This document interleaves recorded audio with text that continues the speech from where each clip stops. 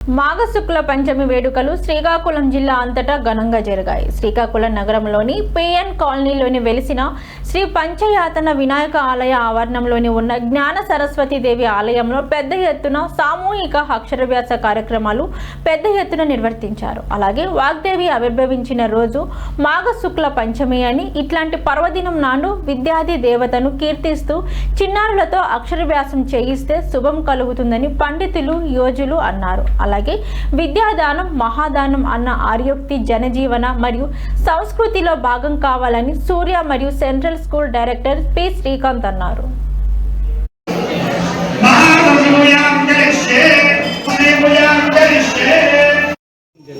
నా పేరు ఈశ్వరరావు అండి. మాది వీరవటం మండలం రేగులపాడు గ్రామం విలేజ్. ఇక్కడ శ్రీకాకుళం టౌన్లోన పిఎన్ కాలనీలో సరస్వతి టెంపుల్ ఉందండి.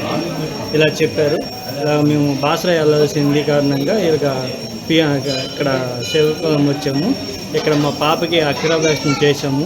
ఇక్కడ టెంపుల్ కూడా చాలా బాగుంది. అనుకోకుండా ఇక్కడ కూడా అక్షరాభ్యాసం బాగా చేశారు.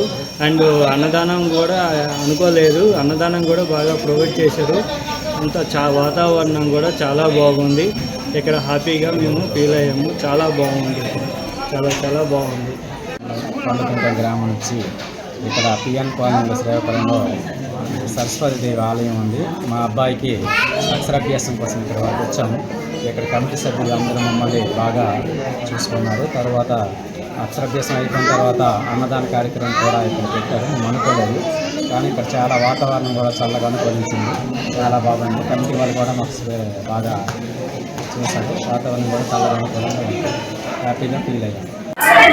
శ్రీ వరసిద్ధి వినాయక పంచాయతీ దేవాలయంలోని కలిసి ఉన్న జ్ఞాన సరస్వతి అమ్మవారి దగ్గర ఈరోజు వసంత పంచమి సందర్భంగా సామూహిక అక్షరాభ్యాస కార్యక్రమం నిర్వహించబడుతుంది. ప్రతి సంవత్సరం కూడా వసంత పంచమికి విశిష్ట సంఖ్యలో ఇక్కడ అక్షరాభ్యాసాలు నిర్వహిస్తూ ఉంటాం. అదేవిధంగా ఈ సంవత్సరం కూడా సుమారు 450 మంది చిన్నారులు ఇక్కడ అక్షర స్వీకారానికి విచ్చేయడం జరిగింది. సుమారు 4 బ్యాచుల్లో ఇక్కడ ఈ అక్షర స్వీకార కార్యక్రమాన్ని ఏర్పాటు చేయడం జరిగింది. చిన్నారులందరికీ కూడా ఇక్కడ ప్రసాదాన్ని పాలుని అందిస్తూ ఎటువంటి ఇబ్బంది కలగకుండా ఆలయ కమిటీ వారందరూ కూడా తగిన జాగ్రత్తలు తీసుకోవడం జరిగింది. అలాగే 11 గంటల నుంచి వచ్చిన చిన్నారులందరికీ కూడా ఇక్కడే అన్న ప్రసాదాన్ని కూడా ఏర్పాటు చేసి వారందరూ కూడా అన్నప్రసాదం స్వీకరించేందుకు ఏర్పాట్లు చేయడం జరిగింది.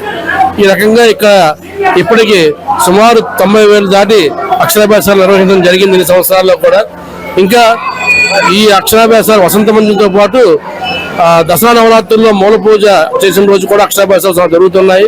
అలాగే కాకుండా ప్రతిరోజు కూడా ముహూర్తాన్ని బట్టి ఇక్కడ అక్షరాభ్యాసాలు కంటిన్యూస్ గా జరుగుతున్నాయి. చిన్నారులందరికీ ఉజ్వల భవిష్యత్తు ఉంటుందనే